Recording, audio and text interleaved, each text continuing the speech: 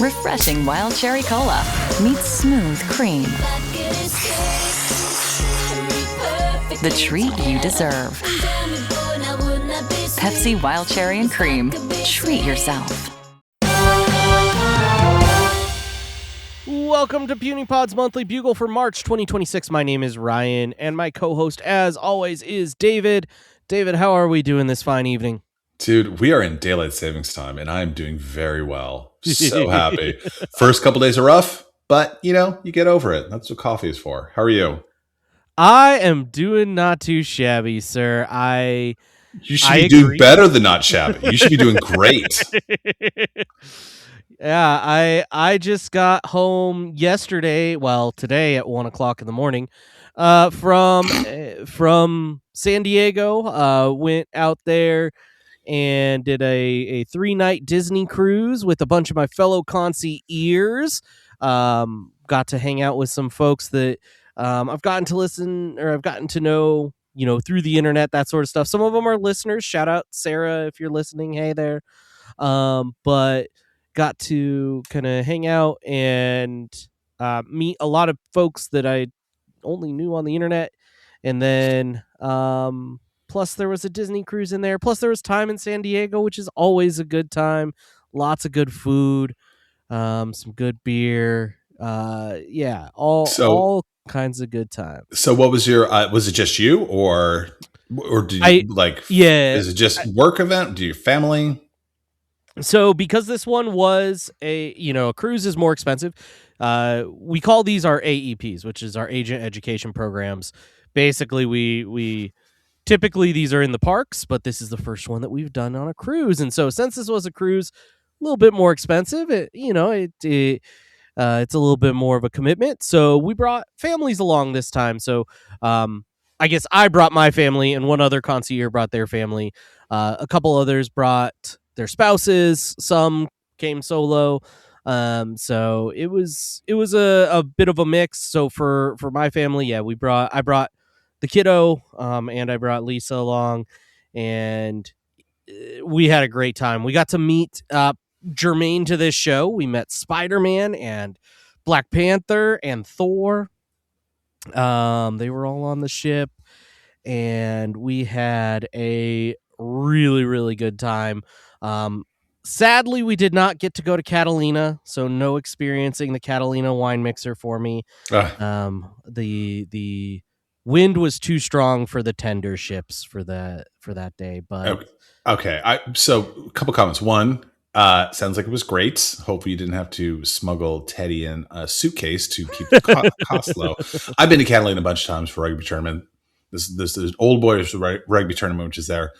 It's fine. It's like I'll tack on to a Disneyland trip at some point. I'll just go down, catch the ferry from Dana Point or up in Long Beach or something. I would describe it kind of like Cars Land. It's just like, okay, I can knock this out in a few hours and I'm good. Right? There's some good things in there. There's some okay things. Grab lunch. I'm good. Yeah, that's fair. But yeah, it was a really good time. And I will say lots of concierges now have firsthand Disney cruise experience. And I know from our metrics, we have a lot of California listeners. So definitely if you are in California, there is kind of short seasons where the ships are in San Diego before they go up to Alaska for the summer. So check that out. It's really close by, right? Like eliminate a big part of the cost of a cruise, which is getting to the port typically. You can just, take the train down or whatever you want to do, however you want to get to San Diego. And I think actually day that we're recording, they just released some discounts for California residents for April sailings. So if you're interested in a Disney cruise, reach out. You can reach out to me. That is rharden at concierge, CONCIEARS.com. Or you can find my Instagram, Tomorrowland Travel Authority. You can reach out to me there and we can get you set up with a trip. And honestly, if you don't remember anything other than just concierge, go to our website, and you can fill out our request a quote form, and somebody will get you lots of really great people there to help you out. And we can for sure get you out on the seas, and it's not that crazy expensive. It's really like punch for punch. It's really not that much more than a park trip. So, note to self: as a California resident, I will be making a note and reaching out to you after the show. there we go. And yeah, they have like 3 night. We did a 3-night cruise that was literally, we got on Friday, got off on Sunday, or got on Friday, got off on Monday, I guess it was. So you can do a long weekend situation with it, right? That sounds perfect. That sounds awesome. Yeah, you don't have to get too crazy. Yeah, that sounds awesome. All right, y'all. Well, there is some current Marvel content for us to cover here. So we kind of punted this last month. This was out at the time we recorded last month, but we were not quite ready to talk about it. So we are now. So we're going to dive into the wonderful world of Wonder Man. Of course, I just got off the Disney Wonder, so here we are. How many more times can I say wonder in this segment? We'll see. Drinking game for y'all if you're listening. I was thinking the same thing. I'm so juvenile. Anyway, sorry, keep going. So Simon Williams first showed up in Avengers number 9 back in 1964, created by Stan Lee, Don Heck, and Jack Kirby. He did not come in as a good guy, though. His family went bankrupt, competing against Stark Industries, so he did what any reasonable person would do and let Baron Zemo zap him full of iconic energy and send him in as a mole to destroy the Avengers from the inside. Classic villain origin. Except this is where Simon gets a little bit of respect. He grew a conscience mid-mission, turned on Zemo, and died, saving the very team he was supposed to take down. First appearance, he was dead. Except it's comics. So I was going to say never to be seen again? Question mark. Several times. Kang resurrected him. Black Talon's resurrected him. The Living Laser has resurrected him. Basically, all these bad guys just keep bringing him back to life before Marvel said, okay, let's let this guy live and give him a shot. He officially joined the Avengers full time in 1977, and struck up one of kind of the fun bromances of Marvel with Beast. He became a founding member of the West Coast Avengers in 1984. He also started a Hollywood acting career during this time, which of course plays into the TV show that we'll be talking about. So we love his range, right? He's an Avenger. He's got this ionic power set, and he's an actor. Since he's popped up across pretty much every major Marvel Avengers roster you can think of, he had a complicated love triangle situation with Scarlet Witch and Vision. It's a whole thing. His brain so in the comics, his brain patterns were even like part of how Vision became Vision, which is also a little bit weird. Most recently, he showed up in a West Coast Avengers revival, and right now he actually is back in the spotlight. Of course, the way they do it, right? There's that synergy thing at play here, but Marvel did just launch a brand new Wonder Man solo series from Jerry Dugan and the legendary Mark Buckingham, sending Simon back into Hollywood, where his ionic powers and personal baggage are equally difficult to manage. So that's a little bit of a comic primer, just so you guys kind of get an idea. They definitely skipped some parts, which I think, when you're doing a spotlight show and have 8 30-minute episodes, you got to do a little bit of that. Did you read Wonder Man? And if so, was it like Avengers, or like, do you have any background to the character? I've seen him show up in Avengers. Like I always was an Avengers reader, so I've seen him pop into Avengers. He always struck me as kind of like knockoff Marvel Superman. Kind of, yeah. Yeah. There's a But couple. There are a a much bunch of cooler superheroes that villain. are the copy and paste imitation kind of thing. But Yeah. How about you? Did you ever read any Wonder Man? I did in the context of the Avengers, and so Simon Williams. Like I didn't read the part where he was the bad guy mole who got killed and then reappeared again. But I knew him from the comics, and he's this kind of generic. I remember it being kind of generic. Okay, he's got super strength. Okay, cool. A lot of new speed, Yeah. agility, stamina. All right, sounds good. But he wasn't like a singular or like really compelling character, if you will. And I will mention just one really quick, we'll probably talk about a couple others in context while we're going through the rundown of the show, but the other one I do want to quickly mention is his brother, right? So his brother, Grim Reaper, or Eric Williams, aka the Grim Reaper, basically just a really, really, really terrible supervillain. Super racist in the comics as well. Great. Like not his depiction is racist, but the character himself is super racist. Well, To the point where, like, when M'Baku decided to create a new Lethal Legion, he explicitly left Eric Williams off the roster because of his racism. Well, you know what? Here's the thing I would say, Ryan. I am glad that we as a society has evolved and we are past those times and into a more open-minded and tolerant and embracing society. So just real quick before we get into the details about the show, but the production notes, did you have any expectations coming into this? Like, what were you thinking seeing this on the slate? And, because there are only so many properties they're going to do. So what was your thought? Yeah. I didn't know really what to think. I knew that people like there are Wonder Man fans, so I was like glad for that. And obviously, like, I knew that Wonder Man's interaction with the Vision line had been kind of altered through the MCU. So that was a little bit interesting just to see, what are they going to do there. I think a lot of this show, I most of what I had preconceived about this show was actually kind of what started coming out through the media, what they were talking about this show was going to be about. Yep. So that's really where I picked up on what the show was going to be. Not a whole lot from the comics. Yeah, I think that's right. I think that reading that there would be a Wonder Man show, I'm like, okay, cool, I'll watch it. But once you hear the premise and like how they're going to present it, then it became much more interesting, compelling.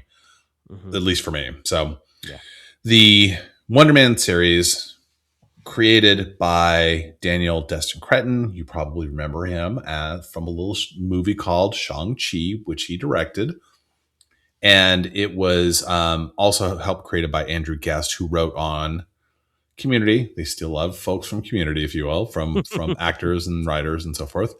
Andrew Guest was a consulting producer on Hawkeye, which we just reviewed.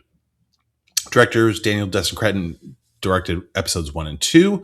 James Ponsell directed episodes 3 and 4. Tiffany Johnson directed episodes 5 and 6. And Stella McGee directed 7 and 8. So kind of consistent with other shows. You have it's either like one person, one vision, one director through all the episodes, or oversight like through most of them, or you just get a collaboration, if you will.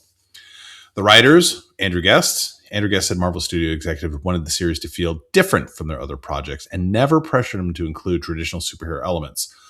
There's no origin story. Yeah. It's not super, visual effect heavy, if you will. There's no major villain. In addition to Guest, the writer's room included Paul Welsh, Madeline Walter, Zeke Nicholson, Aniet Fakari, Roja Justili, Julia Lerman, and Kira Talise. And their approach to it was like, what if FX made a TV, like a superhero Marvel show, if you will?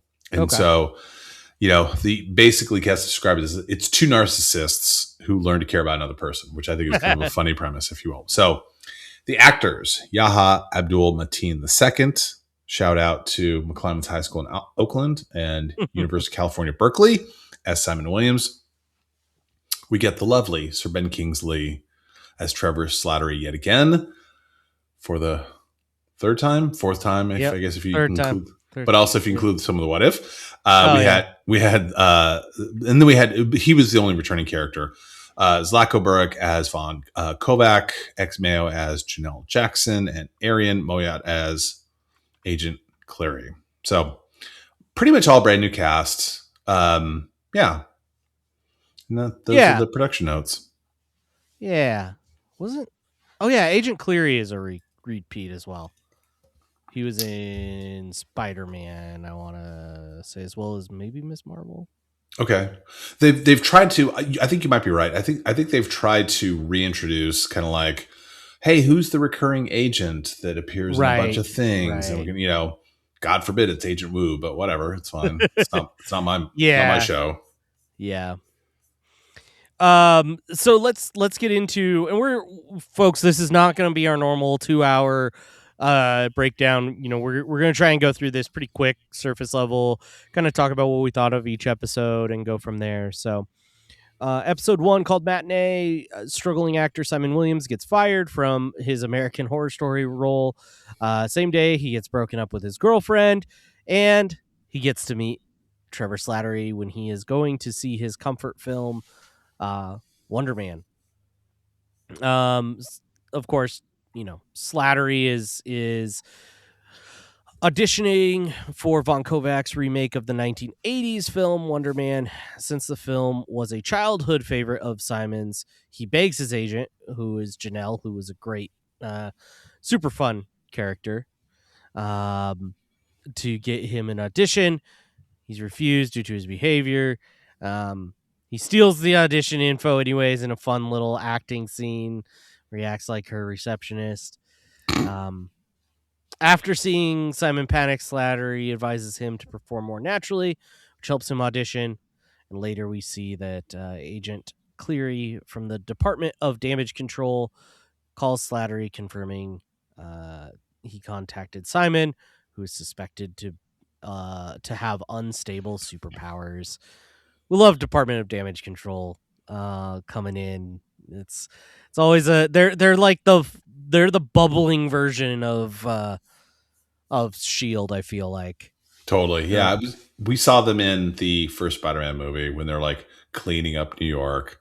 And so personally, would I like to watch a show about what has happened between then and now and just watch all the workings? Absolutely, because I'm a junkie that way. What do you think the first episode? That mockumentary Office style show about Department of Damage Control that was supposedly slated at one point and then is fallen. Oh, I will forever mourn the loss of that one. This first episode was really fun. It really set the tone, I think.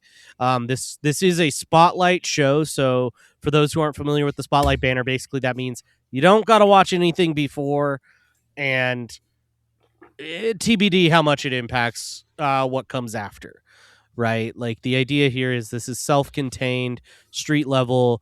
Compare it in comics to like the Marvel Knights title. Its name is actually borrowed from a Marvel title, Marvel Spotlight, which actually introduced Ghost Rider, and was originally created as a space for artists and writers to test out new characters. And so, the idea here is Echo is another one that's in that Spotlight banner where, like, you don't got to watch everything. You don't need to know all, 20 years of movie history that led up to this point. You just need to sit down and watch this. Like, is it made richer by knowing who Trevor Slattery is and having seen Shang-Chi recently and watching Iron Man 3? Sure. But like, you could watch this in a vacuum, and this first episode sets the tone really well. Yeah, I think that's right. And I like the episodes are very digestible. They're very short, like content wise. If you exclude like the credits and the opening, they're like 25 minutes. It's not that big a deal. So I enjoyed it as well. Like, I had no expectation coming in. Love to see him as a struggling actor. Meets up with Trevor Slattery, and they do a pretty good job of like getting from like, okay, here we are opening, and here's the cliffhanger, and it's Agent Cleary who's calling up Slattery. So episode 2 is called Self Tape. So after being kidnapped by the Ten Rings, Slattery returns to Hollywood, and he's determined to revive his career. He is arrested, but he offers to work for the Department of Defense Control in the present. There's a little flashback. In the present, Janelle tells Simon his Wonder Man audition impressed the casting director and he must film a self-tape for an indie film. Simon, his character is very, I would describe it as he's too much in his head, if you will, which I think is kind of emblematic of perhaps a lot of folks in that industry. And he struggles to record it. And an old video of Vivian, his ex-girlfriend, triggers his powers, causing an energy explosion in his apartment. So we get a little sense for like Simon's a little bit different than most people. He asks Trevor for help, just as Agent Cleary orders Slattery to hack Simon's computer. After several failed attempts to film the audition elsewhere, they return to Simon's apartment and complete a good take. Slattery secretly hacks Simon's computer and then discovers evidence of the explosion. So you see Trevor working on behalf of the Department of Defense Control, trying to like kind of gain this entry point with regards to Simon in this episode. Yeah. Super. I liked this episode. Of course, the inclusion of Jimmy Pants. So good. So good. This episode also, like, I feel like one of the interesting things with this show is it established a lot of like real world things existing in the MCU. And they didn't shy away from that, right? Like Jimmy Pants's house is full of his movie posters and stuff like that, which was fun. It made it almost like a more relatable series. It was just, yes, you still have this superhero, but it was still kind of relatable and grounded in a lot of ways. I think you raise a really good point. This feels, of all the shows and movies we've seen, this feels the most real. You've got like struggling actor driving an old hoopty car, like having real experiences. Like you very quickly and early on like gravitate to Simon's character. You can like empathize with him, whether you struggle with work, relationships, or whatever. And it doesn't feel like this kind of magical world, if you will. You know what I mean? Like it's like I'm in. Like by this episode, like I'm completely in. Yep. Also, quick, same episode correction. It's Joey Pants, not Jimmy Pants. My bad. Whatever. For all the Joey Pants heads out there. It's fine. These are free. So then we head to Tacoma when Cleary finds nothing on Simon's hacked computer. He orders Slattery to attend the birthday party of Simon's mother, Martha, in Tacoma. And he's basically spends the whole time trying to get dirt on Simon. We also, this is where we are introduced to Simon's brother Eric, who we know in the comics as the Grim Reaper, but the relatives barely know Simon. We really paint this picture through this episode of a kind of a loner kid who was kind of apart from everybody else. An argument with Eric leads Simon to destroy the brand new kitchen island with his powers. After leaving, Simon admits Slattery is the first person outside his family to know about the powers. Slattery destroys the wire recording in a sweet little moment, or the wire recording in a nice little moment, and Janelle calls Simon to tell him that they have both earned callbacks for Wonder Man. A lot of highs. There's a high, distinct low, and distinct kind of high in the episode. Getting the callback, you are super pumped. The low is obviously just the kind of awkward, birthday party. Hey, who's this old dude with a wig who showed up for the show? But this is the episode you start to see like stepping back for a second. We'll get into it when we get into the show, but like Slattery, you kind of like him. He was a goofball in past movies. But this is the first one where you're like, I found him kind of like redemptive and endearing, because like you see like, oh, he actually sort of cares. He's not the drug addict you saw in Iron Man, right? Iron Man 3. And he's not kind of the quipster there for jokes that you see in Shang-Chi. Like you see his character. We'll obviously see more as we get through the episodes. Episode 4 is called The Doorman. This is a fun flashback episode. One of my favorites, quite frankly. So years earlier, Wilcox Club doorman Damar Davis is exposed to Roxxon. We've heard that before. Toxic waste, and is transported to a dimension of doors.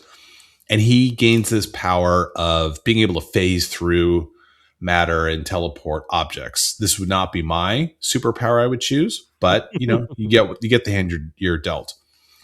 So fun little cameo from Josh Gad.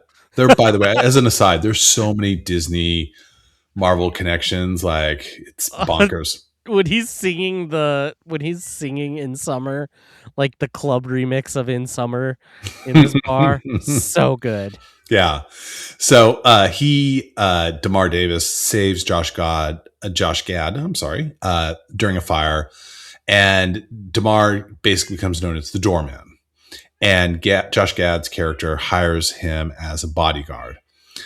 Gad casts Damar in his heist film, quote, Cash Grab, which note to Jimmy and Dan, others like that might be trademark infringement.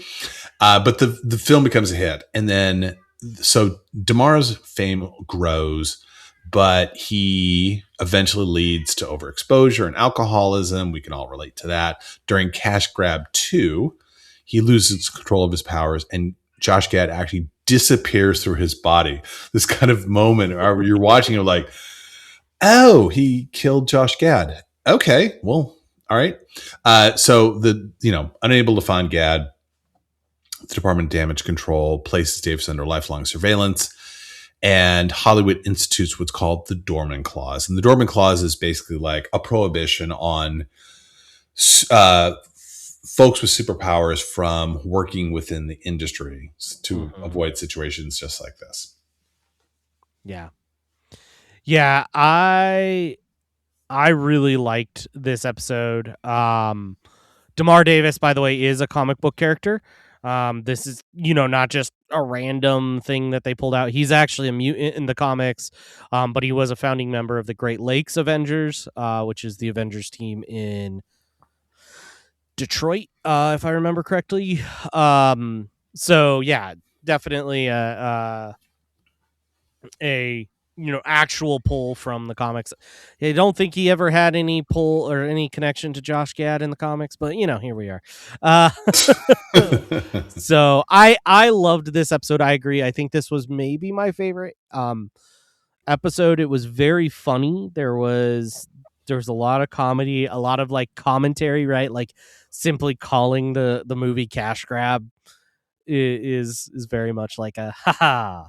We decided to poke fun at ourselves here a little bit. Each one of the episodes, and we won't go into it now, but like each one of the episodes, there's a little layer, there's a little like either a poke or reference to Hollywood, right? In every single one. And that's one of the reasons I really like the show. Yeah, I agree. Yeah, so I really liked Doorman. It was a really fun episode. And of course, now we know what a doorman waiver is. So we move on to episode 5, Found Footage. Slattery helps an anxious Simon celebrate their callback and ignores Cleary's calls. Drug dealers that Slattery owes money to corner him, forcing Simon to use his powers. A boy named Jaden records the incident and prompts a chase to recover the footage. Reading the new audition scene in the car, they learn that Slattery's character betrays Wonder Man. Jaden promises to delete the footage if Simon helps to retrieve his stolen motorcycle. But then we find out that it's not actually a stolen motorcycle, and that Esteban's not making drugs. He's just making chamoy covered candy, which, oh boy, am I a fan of chamoy and tahini candy. But then the actual drug dealers show up who Trevor owes money to, and there's a whole lot of chaos that happens. We find out that GoPros cannot upload videos straight from the camera to YouTube. We erase the footage, and the police engage with the dealers. There's a gunfight, and Simon and Slattery escape and learn that the next audition is at Kovac's house, and they need to get to Kovac's house now. Again, fun episode. A lot going on in the background in terms of like the kid with GoPro who accidentally filmed something he wasn't supposed to film. They go to him. They're like, hey, we need that. It's like, cool. Help me get my car back. Like, it's just a fun, almost, I describe it a little bit like a very mild version, like Breaking Bad, where there's like some weird dilemma. Oh, yeah. And they just got like, okay, all right, Jesse, we're going to go do this. And then just, it finally works itself out, but the tension within the episode, and it's pretty much resolved right within an episode, but with the cliffhanger of, oh, we have to do Kovac tomorrow. And Simon, who's again, always in his head, is like, you could tell he's like, oh yeah, he's completely stressing. like, yeah, so stressed. It would be like you have applied for a job and you find out tomorrow, hey, there's an in-person interview, and you're like, oh God, I gotta dust off a suit.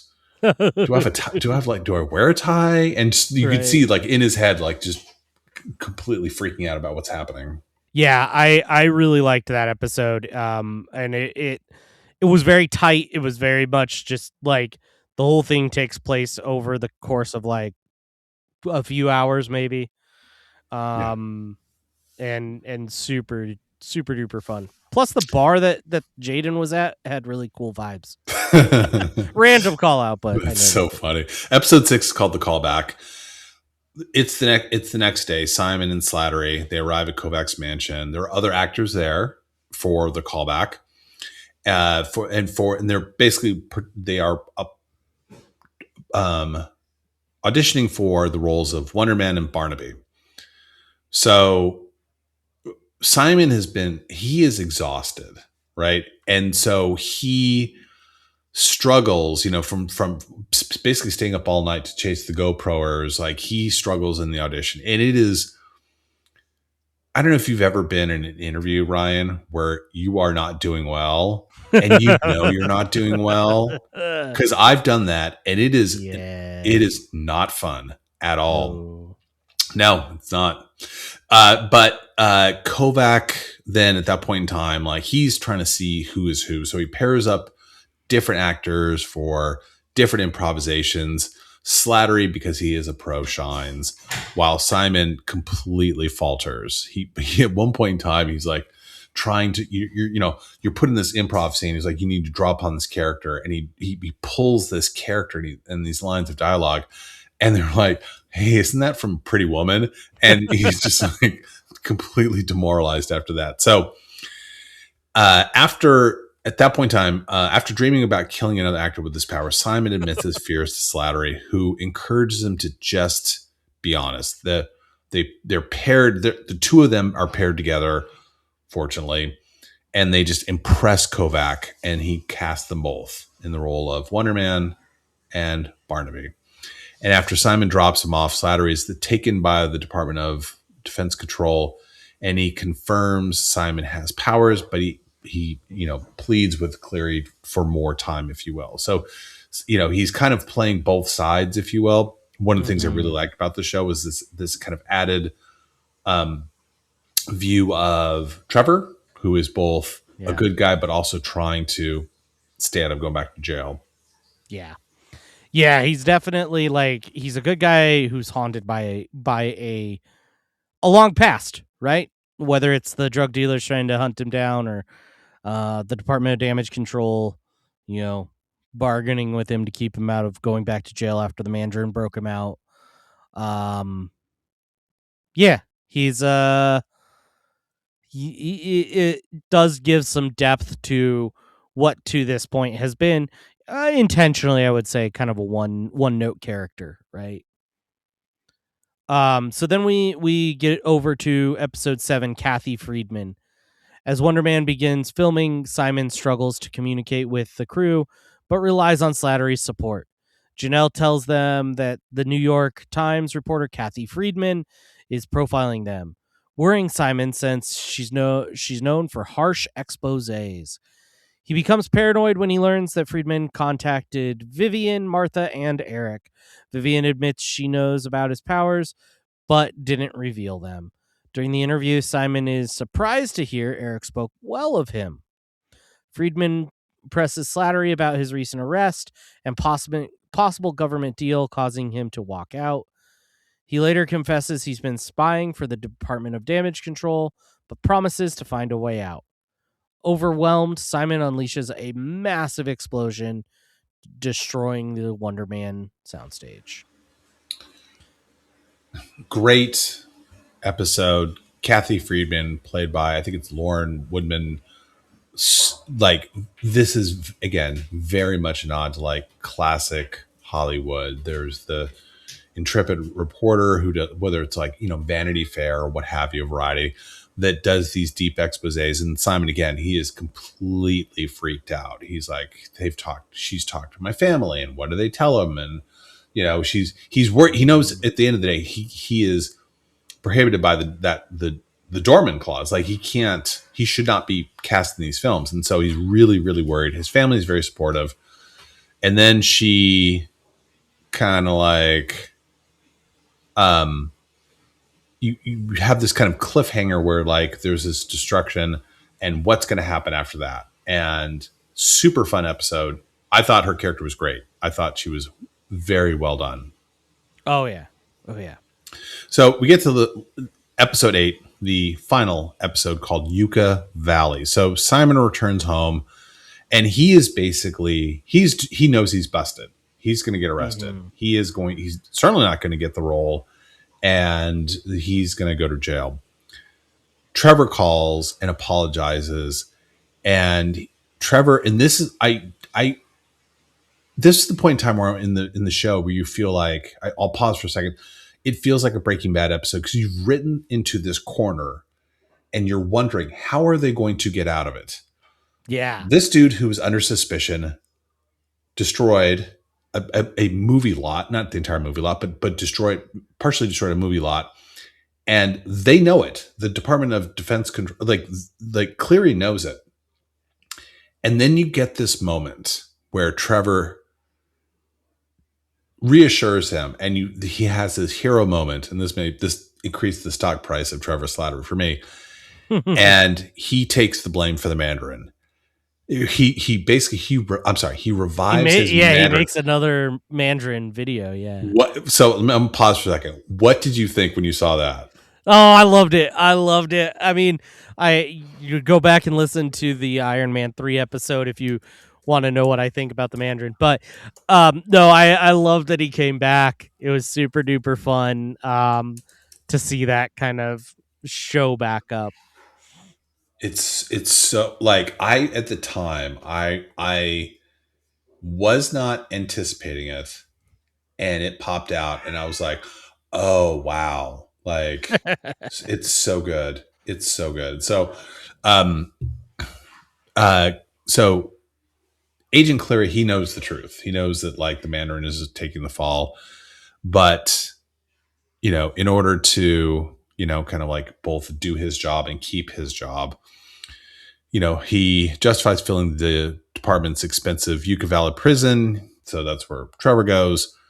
Kovac continues his production with the Joey Pants, replacing Trevor Slattery, and the Wonder Man movie becomes a success. Eric expresses pride in Simon, his brother. Very kind of touching moment, if you will. Janelle, the agent, tells Simon that he can now choose whatever role he wants. So before he is struggling, getting fired from as a background character, and he's now, and I think this is very emblematic of how Hollywood works. Mm-hmm. And Simon is like, okay, cool. I want to choose my next role. And so he decides to shadow a Department of Damage Control guard under the, he wants to research it for a film. I want to get into the character. So this allows him to, accompany the guard, go into the prison where Trevor is located. And after Agent Cleary identifies Simon's ionic energy powers as potentially useful, we get this cool scene where Simon breaks Trevor out. So he basically pulls the cage doors off, and then flies out, zooms out of the prison. And that's the end of the series. Yeah. That prison can't hold anyone in. No, I think it's made of tissue paper. Because that's also where Abomination, that's where, Jennifer Walters' She-Hulk was released from there. In Ms. Marvel, all the clandestines were kept there, and then they escaped. That prison is not real good, but I will say the background of and this is so Department of Damage Control. I don't think you could ever really see S.H.I.E.L.D. doing this, but that red tape Department of Damage Control kind of well, we're going to all get laid off unless we can put some people in this prison. I don't care if they actually have crimes or if they actually need to be here. Gotta fill the quota, right? Yeah, gotta fill the quota. Gotta fill it up. Right? You have to put someone in there. So so what did you think of the series overall? I thought it was really good. I really enjoyed it. I think, it was kind of a fun send up of Hollywood. I like something new on the West Coast. We haven't had anything really, or the Southern California. I guess we've had Northern California stuff recently in the MCU, but kind of the Southern California LA vibes was fun. What did you think of the Hollywood piece specifically? The commentary on Hollywood, or the commentary. The commentary. I liked it. I thought it was, I thought it was interesting, and I think it's, obviously Marvel is part of that machine, and Disney is, a part of that machine, and so obviously they're kind of poking fun at themselves in a lot of ways. Mm-hmm. But I like that. I like when Disney can kind of get into this place sometimes of being kind of holier than thou, and we can't do any parody, right? When we can't make fun of ourselves. It's our image. Got super serious. Yeah. And so I like when that edge breaks a little bit. And they're able to do things like have Josh Gad sing a club remix of In Summer while he's drinking in a weirdly film noir style thing going on. But I liked it as well. I thought I didn't have any real expectations going in, and after watching it I was like, this is really, really, really well done. California resident, I enjoyed the seeing Southern California, even though it's the inferior part of California. And I really loved the character. It's been labeled a spotlight series because you don't, to your point, you don't need to have background, but he's coming back either in the show or in a standalone show or as another feature. I thought it was great. Yeah. I would not be surprised to see him show up in Endgame. You should. You have to keep the momentum. Why introduce a character and then shelve them for 4 or 5 years like Shang-Chi? What's the point? You have to build your next roster of characters. And so I'm excited for it. While we liked it, there was an article that was put out that stated the Wonder Man had accrued weak ratings in its first 2 weeks of streaming. So they look at the total number of hours of a show once it's launched, calculate the number of watchers, calculate the number of hours, and it becomes this kind of total number, if you will. And ironically, for a Disney Plus series that had wrapped filming, because you also have to remember this wrapped up 2 years ago, and it was just kind of slotted to come out. I think for a lot of folks, Wonder Man felt like it came out like overnight, and it was just like this thing that was just kind of sitting in their lap. And there's question whether like the structure, this 8 less than 30-minute episode structure, 30-minute episode format worked for people. And so I don't know. It'll be interesting if we were to look back, like, does the spotlight help or hurt a show? The spotlight I can see helping, because it's like, hey, I don't know anything about Wonder Man. I don't know anything about the MCU. I can just jump right in. This looks kind of fun. Who's that Trevor Slattery person? But it can also hurt, I think, because you don't have to watch anything. And if I see something as Spotlight and I'm some MCU nerd, I'm like, I don't need to watch that because it doesn't impact anything. It has this kind of like, I don't need to see that, if you will. So yeah, it's tough. It's definitely a double-edged sword where like, okay, cool, thanks. Like, I could maybe show this to a friend who isn't super into the superhero thing, but maybe has some Hollywood, background, is into movies, that sort of thing. I could show them this and they could enjoy it, and maybe that's how to get them hooked on the MCU. But I do see, and I think it'll be interesting as the MCU develops, because you look at something like Star Wars, which has done sort of similar things in that, like, at some point there does become a weight, and we've talked about this so much on this show already, but there does become a weight of like, oh man, I have to watch all this to get this one movie that's about to come out. Like, spare me. So like, I do see that. I do see the need for kind of these sequestered things, but I do also see the double-edged, like you said, side of it, where it's like, it's easy for somebody to forget, easy for somebody to skip. Yeah. The as we talked about before, the show premiered on Disney Plus. Another show is going to be appearing on Disney Plus in a matter of less than 2 weeks, and it's Daredevil season 2. Heck yeah, buddy. The first and only one episode, unlike last time where they dropped 2. Single episode debuts on March 24th. Scale of 1 to 10.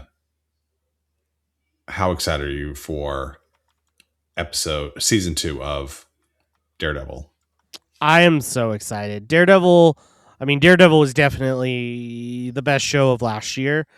Wow, shout out to Succession. No, I'm kidding. And so yeah, I am very, very, very, very, very excited for that one. It's gonna be very good. I messed up the joke. I should have said Andor, but it's fine. Nerds will forgive us. I'm really looking forward to it as well. The first season I thought was really well. I love the idea of we're just going to film it all. Hey, actors, you're just going to just go rent an apartment in New York because you're going to be here for like 5 months. Right. And interesting to see like how they bring the character forward. So we won't get into Daredevil, but just wanted to point out that's coming out in a couple weeks. Cool. Yeah, very excited. There is some trailers. We did get Jessica Jones confirmed. So go check out those trailers, listeners, if you have not already. 2 teams, 1 cup. The primetime stage is set for the TGL presented by SoFi Finals. Los Angeles Golf Club versus Tigers Jupiter Links. Keep up, it's playoffs. Tune in Monday, March 23rd, 9 p.m. Eastern on ESPN2, and Tuesday, March 24th, 7 p.m. Eastern on ESPN and on the ESPN app. Did you want to talk about Spider-Man No Way Home? A little bit of set news kind of spilled out, it seems like.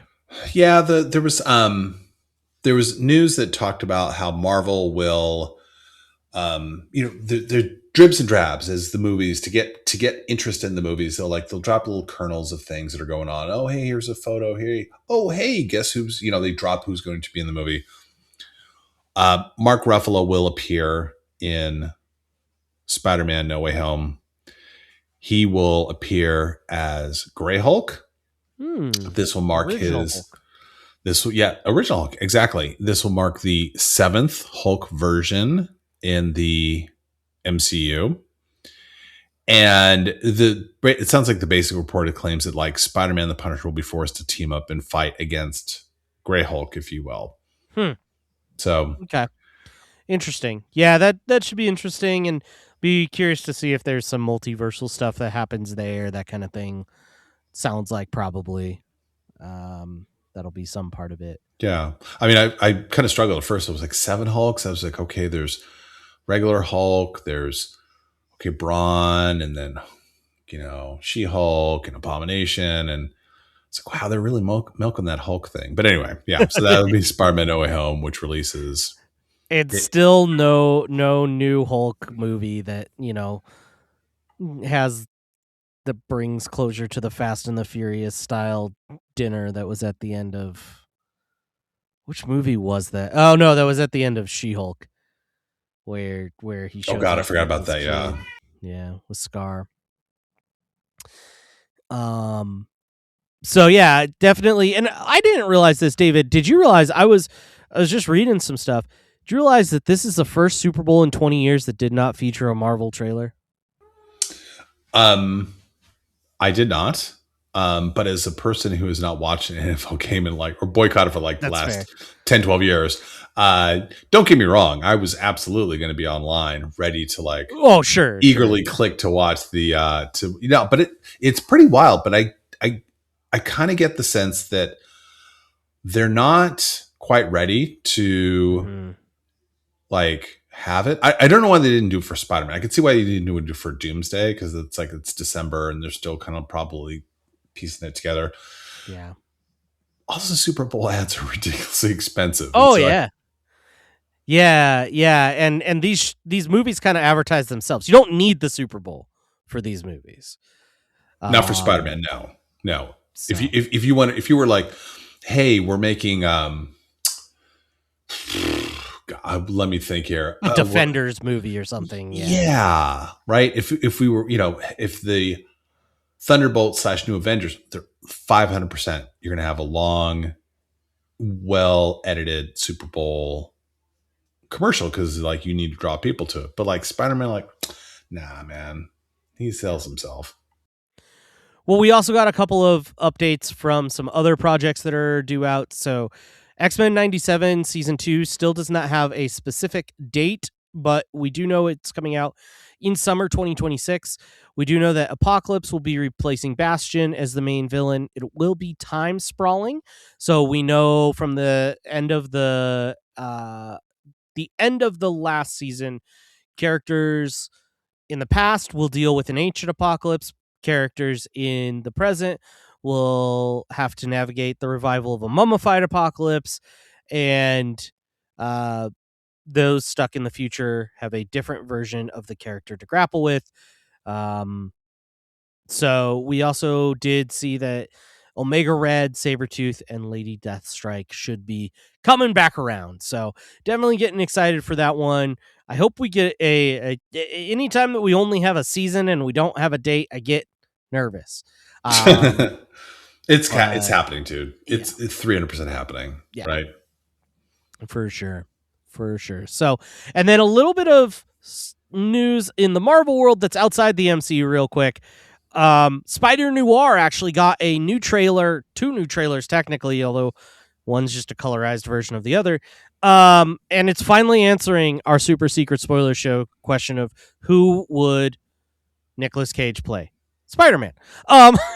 So over on MGM Plus / Prime Video, they are producing Spider Noir, which is a film noir, gritty 1930s version of New York, where Ben Reilly is a washed-up private detective who hung up his spider suit years ago after personal tragedy.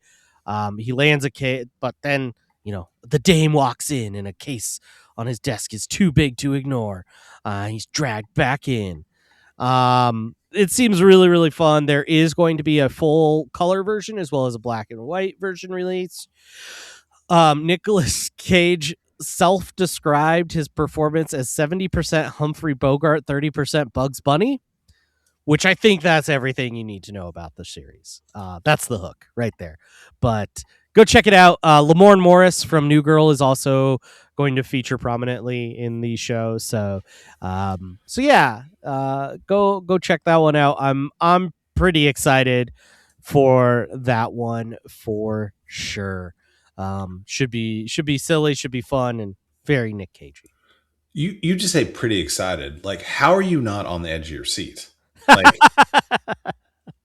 Like, we have thespian, like Nicolas Cage, like winner of Best Actor Award from the Toronto Film Critics Association for Bad Lieutenant, Port Call of New Orleans. You have, the former son-in-law of Elvis Presley. This is a legend. What are you talking about? Like I am disappointed by your lack of like utter regard. And like, come on, man. Like we gotta pump this up.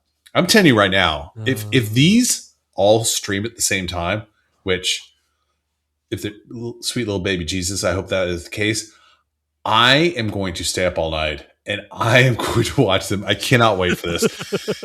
It could be awful. It could be awesome. I'm going to categorize it as awfulsome, and I am ready for it. Yeah. This one should be really fun. Of course, Nick Cage first played this role back in the first Spider-Verse movie. He voiced Spider Noir. So yeah.